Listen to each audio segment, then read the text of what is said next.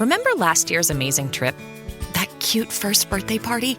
All those photos, all those memories can be freed from your phone with a Shutterfly photo book. Rediscover and share your favorite moments with those you love. You'll be amazed how easy it is to make a photo book with Shutterfly and enjoy it for years to come.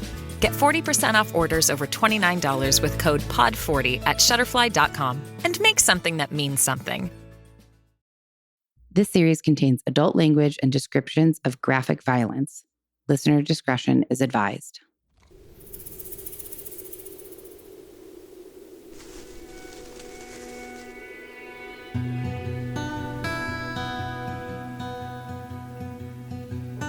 Hello? Whoa. Sorry, guys, it wasn't recording before. Now it's recording extra loud. Hi. Welcome to part 2 of Mark Kilroy. I don't really have an intro for this one, so we're just going to jump right into it. I got nothing really, except for to say I hope you enjoy part 2.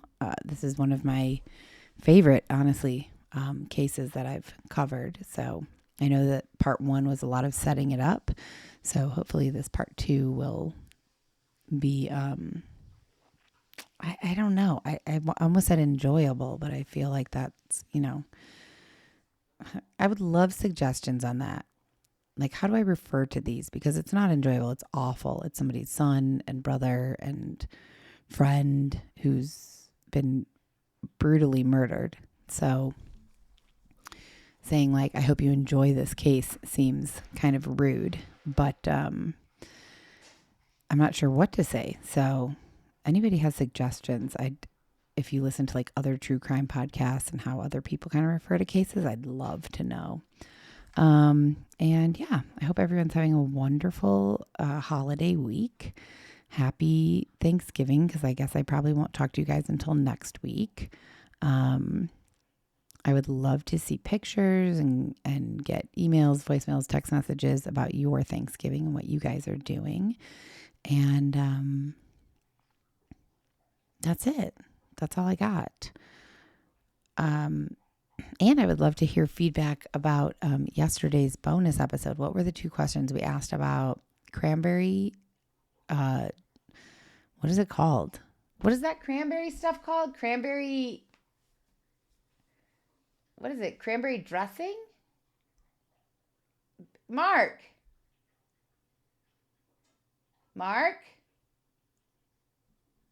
Hey! Well, he was in the kitchen feeding the dogs, but apparently he's not now. I can't think of the word. That it's cranberry relish sauce. I don't know. I don't eat it, whether it's out of a can or freshly made. It's not for me. But I think that was one of the questions we left you with. Who likes the like canned cranberry, whatever it is? And what's your like best Thanksgiving recipe or favorite Thanksgiving recipe, or the one that you're making to bring to whoever's house you're going to? I would love to know that. I would love to like do a recipe exchange maybe. I don't know if I ever posted the white chili chicken on regular Instagram. I know I posted it on Patreon, but I will post it on regular Instagram. And if anybody has any other recipes they'd love to share with everyone else. Ooh, sorry, that was a hard S there. Send them my way and I'll do like a swipe through post where we can all exchange recipes if you're willing. I don't know why that excites me so much, but it does. And that's it. We're about to go to the store to figure out what we're going to make for dinner tonight. We were going to go for oysters at Kingfisher, but the night just kind of got away from us. I was futzing with my hair, which I've just fucking ruined. It's just a disaster. Anyways. Okay. I hope everyone's having a lovely week. Also, I need somebody to confirm or deny this for me. I told Mark that the night before Thanksgiving is one of the busiest nights out, like at bars and restaurants and stuff, because no one works on Thanksgiving except for people who do, which is rough. for them, but most people don't work on Thanksgiving. And so I've always been told or believed that the night before Thanksgiving was kind of like a big night out. Is that true or not? Let me know. And that's it. I'm going to stop talking. This was a terrible intro. Sorry about that. But I hope you do enjoy part 2, and I will talk to you guys soon. Please, please, please send your recipes, send your thoughts on cranberry sauce, relish, whatever it is. And happy Thanksgiving. I hope everyone has a very happy, safe, wonderful time with family, friends, whoever you're going to be spending it with. And I can't wait to hear about all of your Thanksgivings. Okay. Bye, guys. So as they are preparing to do that, the police officers back at the Santa Elena Ranch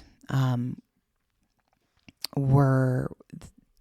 One of the American police officers had come across the shed that the caretaker had pointed to. He didn't know that the caretaker was pointed out the ranch in any way. He just kind of like what they were examining, investigating, looking throughout the property. He comes up to the shed and he's like, okay, normal storage shed. Opened it up. There were black candles, cigar butts, and empty bottles of a cheap cane liquor known as aguardiente, scattered across the floor.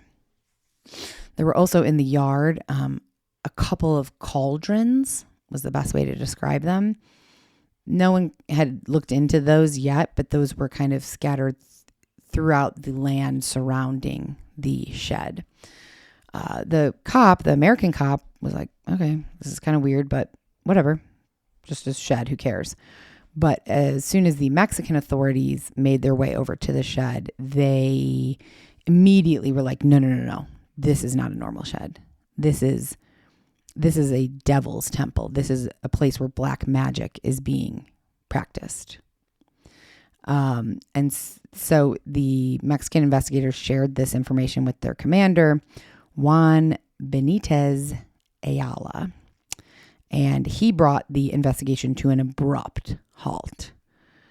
The U.S. officials didn't understand why. They were like, okay, Seraphin already said that he has information about where Mark Kilroy is, about his disappearance, about his, alleged murder, and other people.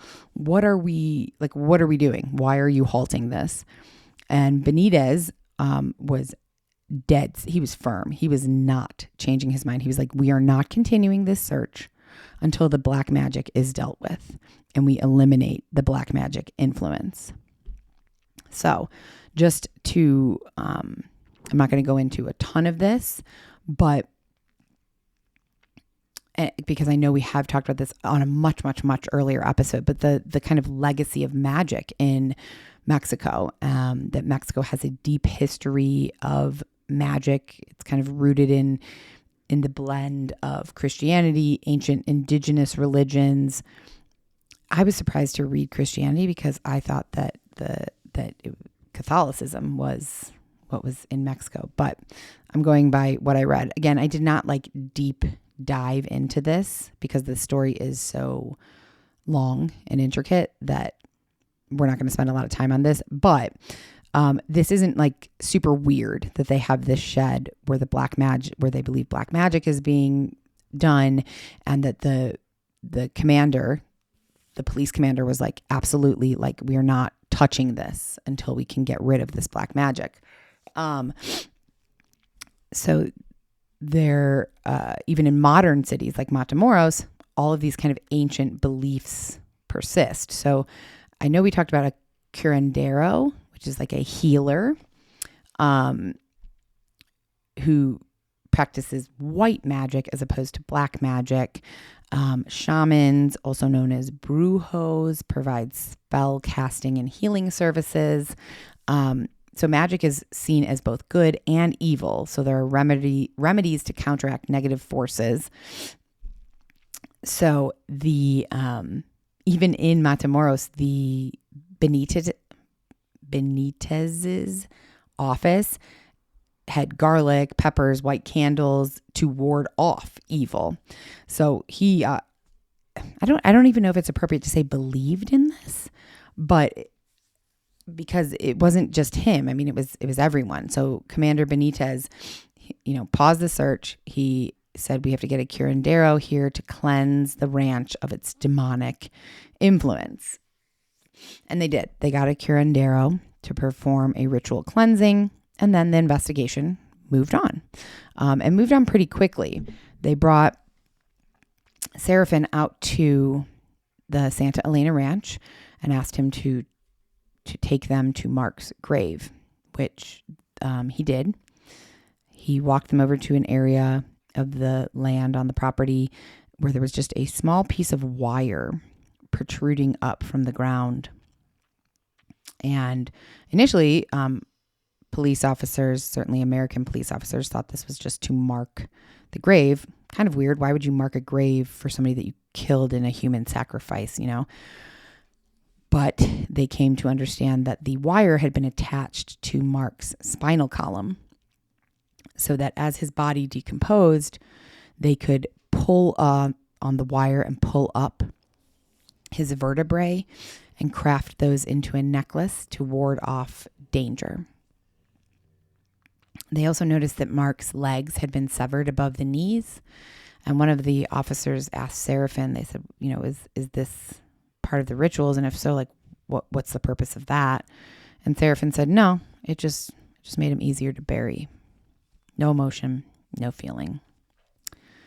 Seraphin also explained that the cult, who called themselves Los Narcosatanicos, or the Narco-Satanists, they operated from the family's ranch, which they also used as a hub for drug smuggling into the United States.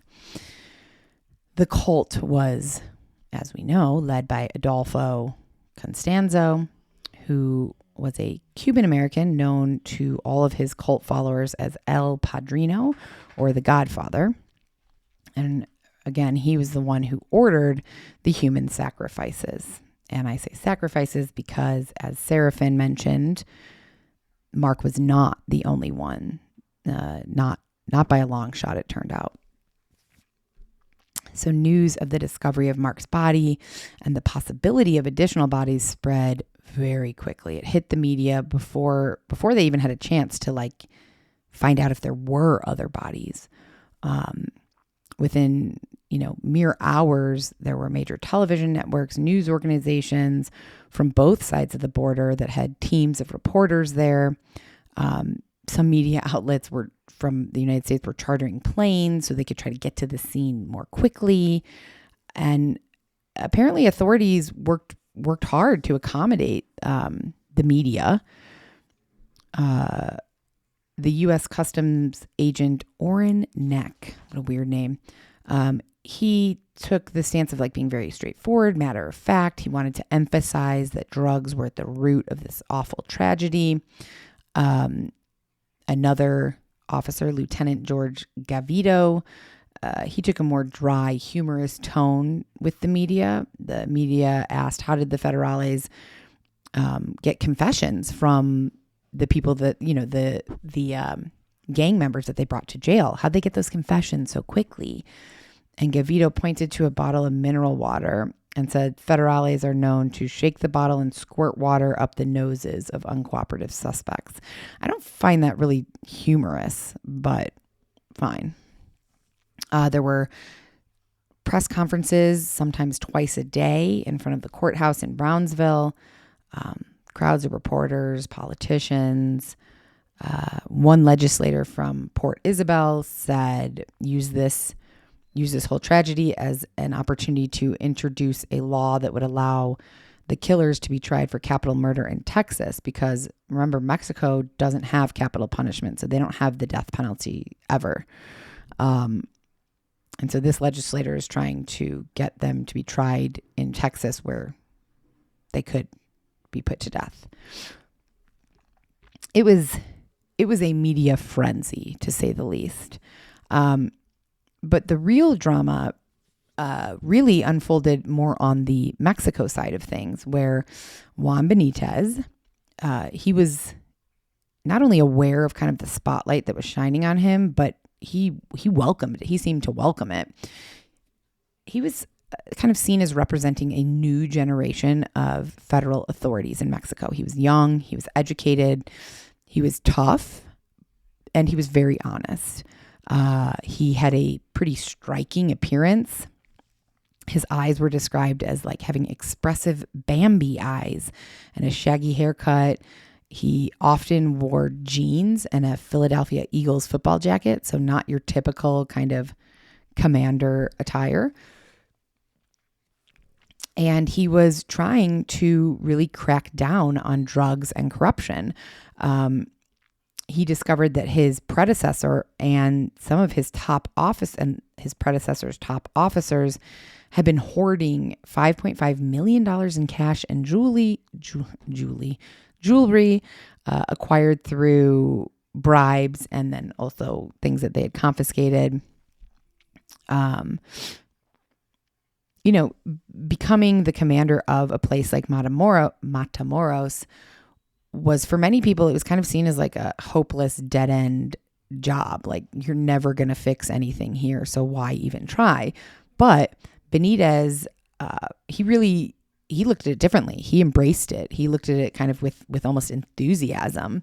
The amount of drug busts that were happening once his leadership took over were way up, way more drug busts than usual. He was working, and this was part of it, he was working really hard to kind of dismantle the Hernandez cartel, gang, whatever. And he seemed to believe that what he was doing was good, and it did seem good. But this was different than how officers in Texas or the United States perhaps would have handled things. So hold on, guys. I have to go let Indiana out, or you're just going to hear her crying constantly. Oh my God, it's already been an hour? Okay, hang on. Okay, we're going to keep going. I might make this 2 parts, but I'm going to figure that out after I record all of it. So let me just make a note of when I stupidly said that, which was super unnecessary. 1 hour and 7 minutes. See, this is all the like behind the scenes podcasting though. Okay, back to the story. So Benitez was handling things, or about to handle things a lot differently probably than we would in the United States. So he was not making any effort to kind of tone down the dramatics of Mark's death and this entire case and investigation for the media or the news outlets. Like, he wasn't keeping anything close to the vest. He wasn't hiding anything. In fact, it almost seemed like he was kind of playing it up and performing for the media. And there was a lot of media present, a lot of journalists, investigators, everything present at the actual ranch while they were searching for more bodies. So they hadn't even, I imagine if this is happening in the United States, this entire ranch and like a 1 mile radius around it is completely shut off. Like, we have this place locked down. No one is getting on except for police, investigators, detectives, etc. Not the case here. So on April 11th, a truckload of federales brought one of the, I saw it 2 different ways. I saw that they brought one of the prisoners that they had arrested from the Hernandez cartel. And then I also saw articles that said they brought several of them or all of them. Don't know. We're going to focus on one, Sergio Martinez. He apparently had a nickname La Mariposa, which meant the butterfly. It was kind of a derogatory term for homosexuals. Can you even say homosexual? Is that like, I feel like that's not, I don't know. It felt weird to say that just now because I feel like it's not a commonly used term anymore. I guess it's not inappropriate. It just saying gay just sounds better to me, but I'm not gay, so I feel like I shouldn't have an opinion. Oh man, I'm going to get slammed for this. Anyways, let's just fly right by that. So Sergio was handcuffed and escorted by heavily armed federales to a spot near the kind of fence, the corral fence. And he was given a shovel and a pick and forced at gunpoint to start digging. So he was digging for more bodies. And there were cameramen, journalists, news reporters, many of them wearing masks because the smell at the ranch in general, around the shed, around where Mark was found, and now where Sergio is digging, was pretty, the air was pretty thick with kind of decomposing bodies and rotting things is what it smelled like. Wow, that was such an eloquent way to put that. So a lot of them were wearing face masks. And the cameras were capturing every moment of him digging. While he's digging, he's saying that, I didn't do this. I helped bury them and kidnap them, but I didn't kill any of them. Nobody cared. The federales did not care. He was digging, almost an hour of digging that everyone is just kind of crowding around. I'm picturing this in my mind as I'm reading it. So I'm just picturing all these journalists crowding around this man digging in the dirt. Suddenly a knee and a foot kind of emerges from the ground, and a few more, digs. I don't know what to call that. A few more shovelfuls of dirt that he's removing, and kind of a wave of putrid air comes up from the hole that he's digging. So much so that apparently, like, a crowd of journalists kind of collectively stepped back and holding their nose. This body that they found at this particular place was not fully decomposed, was very recent. The body still had on a blindfold, a gag, and was heavily mutilated. This man's chest had been not cleanly cut open, but apparently ripped open. The heart was removed. His heart was removed. They could only identify him at this point as a man, probably in his 30s. So this was in addition to Mark's body and this man's body. They discovered 13 other bodies. Officials later referred to the Santa Elena Ranch as a human slaughterhouse. There was 15 total bodies, including Mark, all males, and estimated that they had been killed over a period of 9 months. The investigators also were able to conclude that most of the victims were rival drug dealers of Constanzo and the Hernandez gang, and not kind of random abductees like Mark. But 3 of the 15 bodies were never identified. So they also found, remember the cauldrons that I said were kind of strewn about outside of the shed, the black magic shed? Well, they did finally look inside of those and found animal skulls, human brains, human hearts, human and animal blood, kind of all mushed up together. And it was believed that this was part of the rituals of the human sacrifices and what Constanzo did in order to protect the cartel/gang. So this was part of the supernatural protection that he was offering for the drug smuggling operation.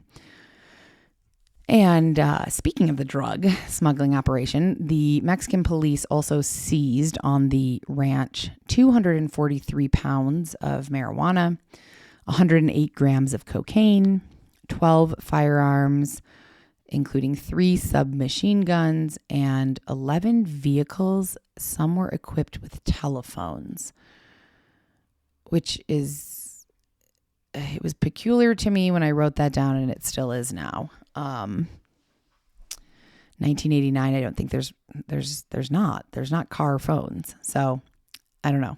I'd be interested to know more about that. That's probably the least important part of this whole story, though. So Benitez shared what authorities were able to piece together from what they found at the ranch and from interviewing the cult members who were detained. This is what they believed kind of the ceremony went like with the human sacrifices. First, the high priest, who is Constanza, would offer up this sacrifice, either cutting the victim's throat or, in Mark's case, taking off the top of his head with a machete. Victims, they believed, were usually killed first and then mutilated, but not always, which is awful. But once they were killed, the cult would remove the brain, heart, lungs, and testicles and boil them in the iron cauldrons. And the resulting kind of brew or liquid that came from boiling all of that was passed among the members so they could drink it and be sanctified. After that, the laymen of the cult would bury the remains in and around the corral behind the shed. So, as if all of this isn't like horrific enough, the fact that Benitez allowed journalists and news reporters and really anyone, I mean, not just anyone, but anyone media related, free access to this whole entire ranch, it was chaotic. Reporters were there searching for clues, not just the police, but reporters. Of course, some of the American crews were more filtered, perhaps, than the Mexican news crews.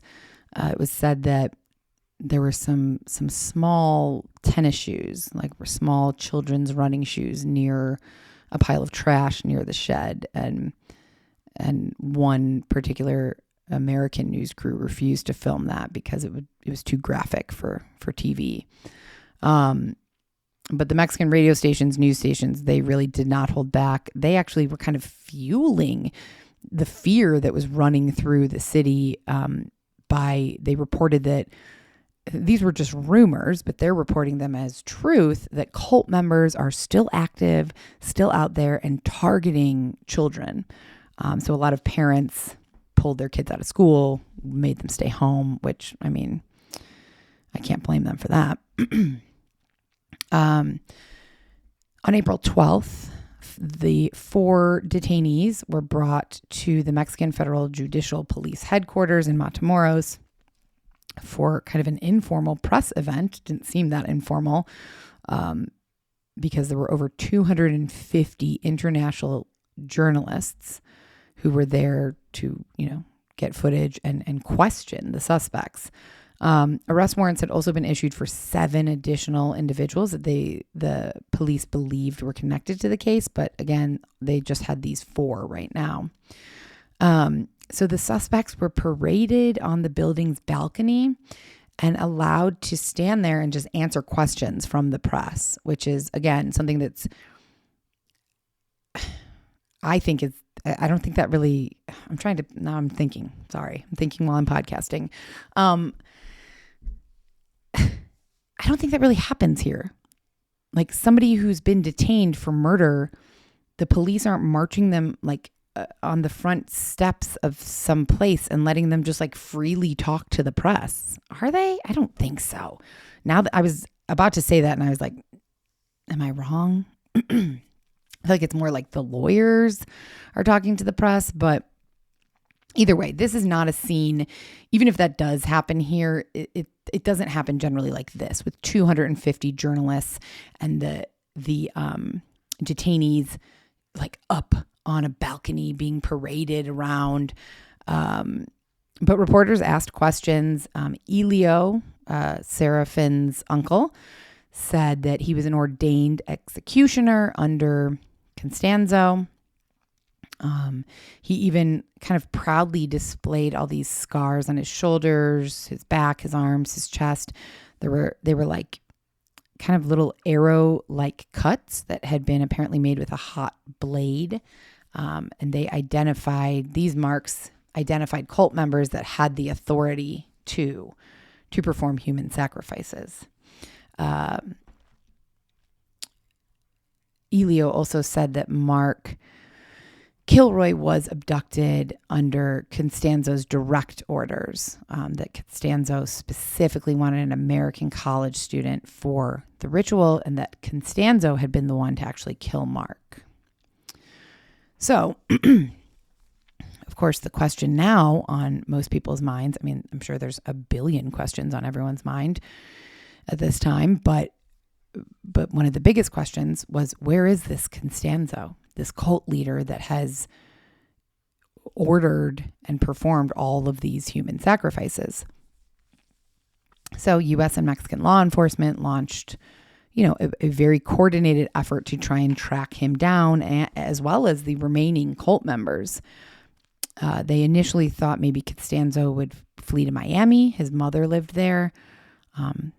They investigated that. Turned out that he hadn't. A convenience store clerk in Clovis, New Mexico, reported seeing a couple like Constanzo and his girlfriend. Now, I didn't talk about this woman because, like I said, this story is so layered, and it would take like 10 episodes to really dig into Constanzo and where he came from and how he came to be this, and all the cult members. He was, known for being gay, but also did have this woman who was also his lover. So there. So this store clerk said that he saw Constanzo and this woman purchasing items at a store. That didn't really pan out to anything. Investigators also got tips that Constanzo was seen driving a 1989 Mercedes-Benz in Brownsville, Texas. So there was plenty of leads and tips that were coming in to both the U.S. and Mexican police officers, and police were encouraging it. They encouraged citizens to continue helping them. If you see something, if you hear something, please let us know. None of them were really panning out, though. So on April 17th, Constanzo had properties all over. They were not all in his name, so it was hard to sort out. This is another part of this story there's a ton of information, and I'm going to kind of give you a broad overview of it, honestly. But he had apparently lots of properties, both in Texas and in Mexico, and not just in Matamoros, but several in Mexico City. So police were doing their best to raid all of his properties, both in the United States and Mexico. They raided on April 17th one of his properties in Atizapan, Mexico City. They found stacks of... Hey there, Ryan Reynolds here. It's a new year, and you know what that means. No, not the diet. Resolutions. A way for us all to try and do a little bit better than we did last year. And my resolution, unlike Big Wireless, is to not be a raging and raise the price of wireless on you every chance I get. Give it a try at mintmobile.com/switch. $45 upfront payment required, equivalent to $15 per month. New customers on first 3-month plan only. Taxes and fees extra. Speed slower above 40 gigabytes on unlimited. See mintmobile.com for details. Homosexual pornography, a hidden ritual chamber containing an altar. Looked like black magic was being performed there. They went out into Mexico City and were questioning members of the gay community, asking if any of them knew anything about Constanzo's location. They got varying answers, varying tips. Again, nothing is panning out. And although they did find these altars and kind of ritual items in this particular house that they raided, There was no blood. There was no evidence linking him specifically to any of the murders at Santa Elena Ranch. So as they're investigating and looking for him and really like grabbing at the bottom of the barrel, anything that they can think of that might lead them to him, they realized that there were some similarities between these murders that happened in Matamoros, these human sacrifices, and some other killings that happened in the city in 1987. And so they started speaking to some witchcraft practitioners, apparently, who were familiar with these earlier murders that were similar, like seemed like ritualistic murders. And these witchcraft practitioners suggested that he might be hiding in, I'm not even going to try, Cuauhtemoc or nearby Veronica and Zores, two cities nearby, basically. So officers went to both of those cities, questioning people in the area. There was a supermarket there. Officers noticed in Mexico City, there were officers exploring still, talking to whoever they could. I mean, this was a international manhunt that was not dying down at this point. So there are officers everywhere. And a few officers that were parked near a supermarket happened to notice this man who was buying like a lot of groceries, and he was using US dollars, which, I don't know, just caught their attention. It just seemed odd to them, like so much food that one person is buying, and he's using American money. So they kind of quietly followed him, and he was taking the groceries to this apartment on a street called Rio Sena. As they're watching him, they were able to identify him as a cult member who went by the name De Leon or El Dubi. I don't know if those are kind of the same thing, but I saw him referred to as both. So they recognized him. They were aware of who these cult members were that were still out there in the world that they're looking for, and he was one of them. And so they believed that he was buying groceries for Constanzo and other cult members. So they began watching the apartment. They weren't able to 100% for sure know, but they believed that this particular apartment belonged to Constanzo because he had so many different properties, and they wanted to raid it. So on May 6th, we're all the way to May 6th. So like end of April, they're still investigating, talking to people. End of April, they see this man buying groceries, El Dubi, and they kind of just stake out that apartment for a while. And then finally on May 6th, they surround the apartment and they are prepared to raid the entire premises. Constanzo is in fact in there, and he is up in his apartment. He looks out the window. He sees the police getting ready to raid him, and he just goes nuts. He loses it. He takes his machine gun. He begins firing his machine gun out of the apartment, throwing coins, gold coins out the window, taking money, setting it on fire, and tossing like packets of money out the window. I don't know why. I don't know if that was a distraction. I don't know if it was to buy him time. I don't know if he just this is a person who's practicing human sacrifice to protect a drug cartel. So I'm going to go ahead and say that he's probably not in the most sane mindset. So at a certain point he realized that that's it. He's going to be captured. It's inevitable. And so he orders El Dubi, the cult member who was getting him groceries, to kill him. And El Dubi apparently hesitated. He was like, well, no, I'm not going to kill you. But Constanzo hit him in the face and said, if you don't kill me, because I'm ordering you to sacrifice me, he's saying I'm the next human sacrifice. If you don't do that, you will go to hell and you will suffer a lot in hell. So Constanzo got in the closet with his bodyguard, apparently, who was also his lover. And he said, I want to die with my bodyguard. So, I mean, poor bodyguard, like maybe the bodyguard wanted to go to jail and not die. Didn't really have a choice. Constanzo went in the closet with his bodyguard, sat on a stool, apparently in the closet, and told El Dubi to kill them. And El Dubi took the machine gun and just fired into the closet over and over. Once police kind of busted into the apartment, they found Constanzo and his bodyguard dead with lots and lots of gunshot wounds. The El Dubi and the other cult members who were in the apartment who were not dead were detained. They went without too much trouble.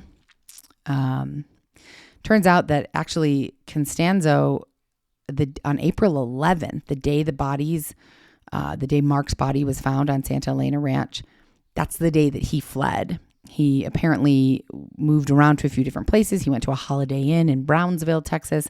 Then he moved on to Mexico City, and where they found him. And that's where he had been for almost a month. He had been hiding out.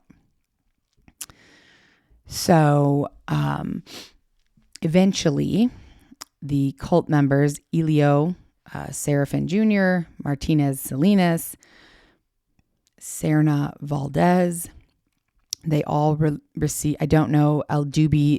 There was a handful of different cult members that were all detained and all received jail sentences in Mexico.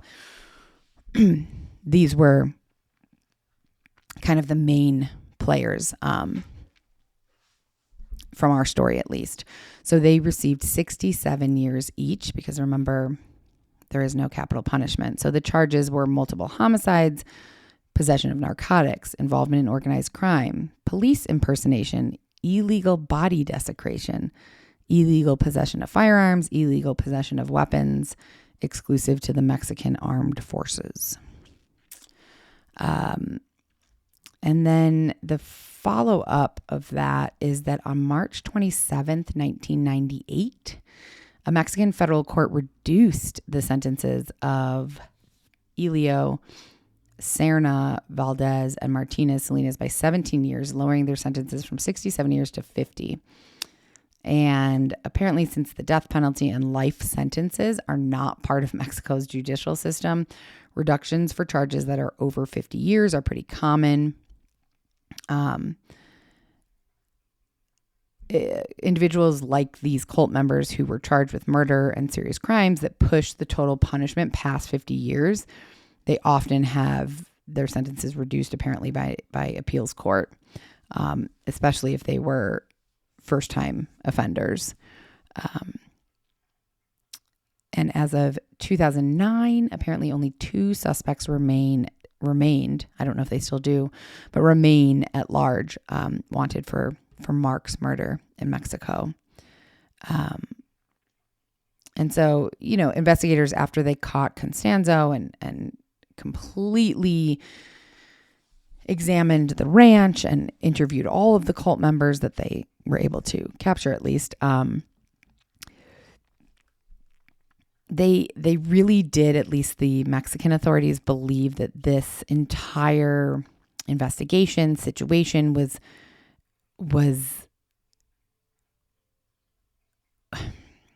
what's the word I'm looking for? Just eerie, just tainted by black magic.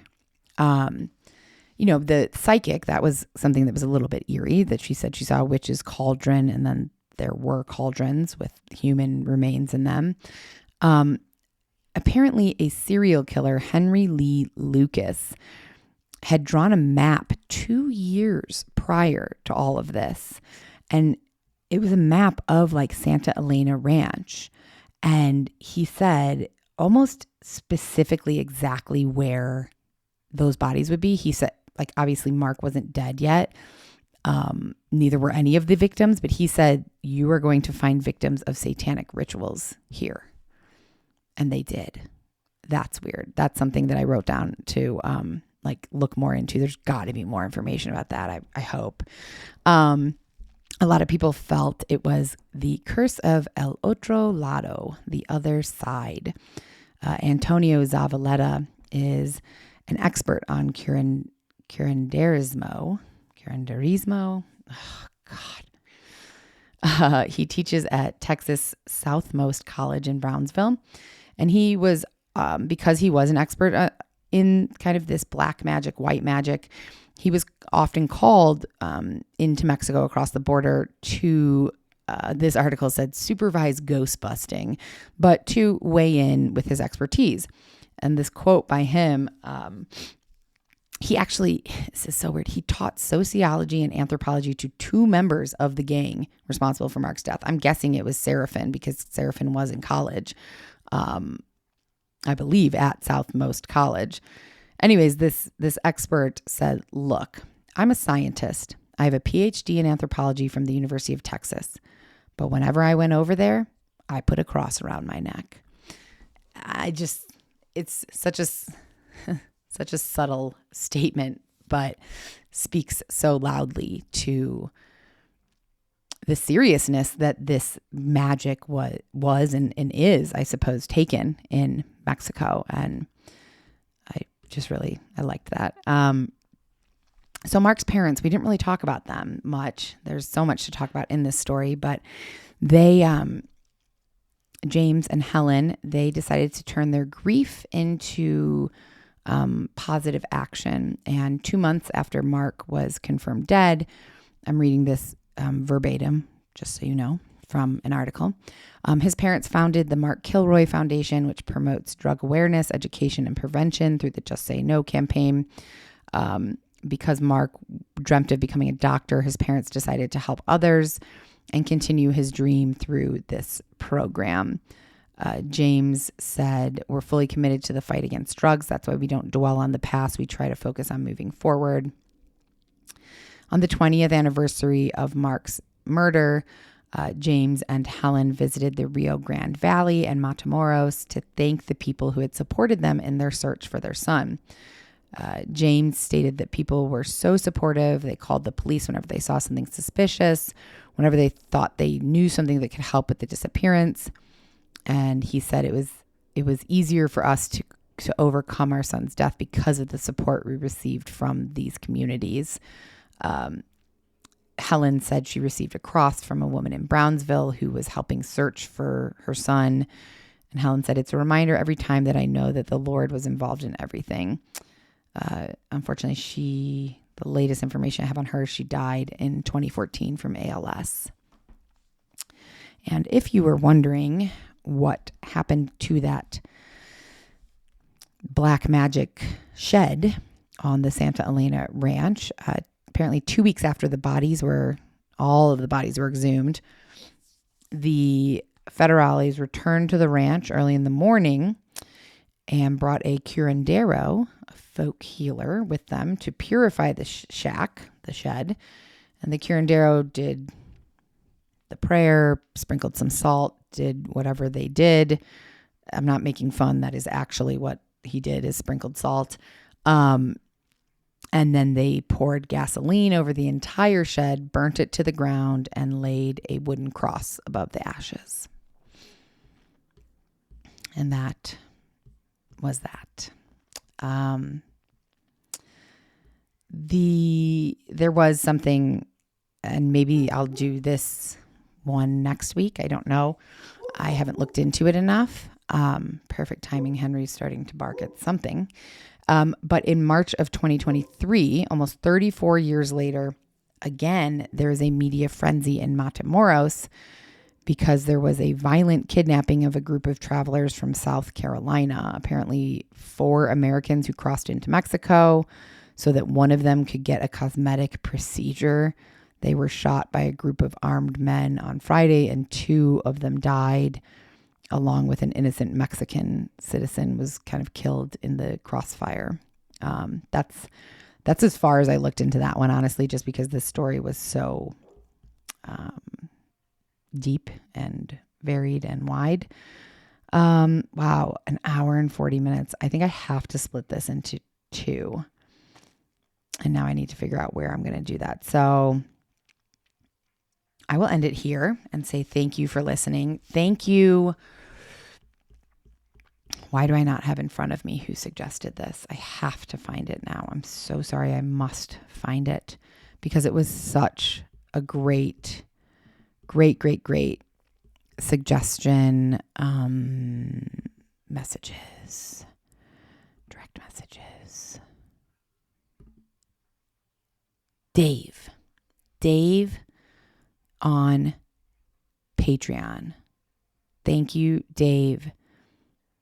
This was really a fascinating case, and I feel like perhaps it's going to take me down a path of, I think I've said it before, I would love to do like a series on the cartel and cartel killings, both in Mexico and the United States. And just, there's a lot here. I don't know why we don't cover more cases in Mexico, because that's the Southwest. It's Southwest-ish of here.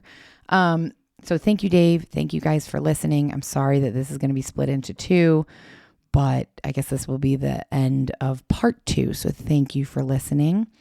And I will be back with a new episode next week. I love you guys so much. Okay, bye. Death by Southwest is hosted by Jenna Schneider and Margot Carmichael. Executive produced by Margot Carmichael. Produced by Jenna Schneider. Audio editing and sound design by Margot Carmichael.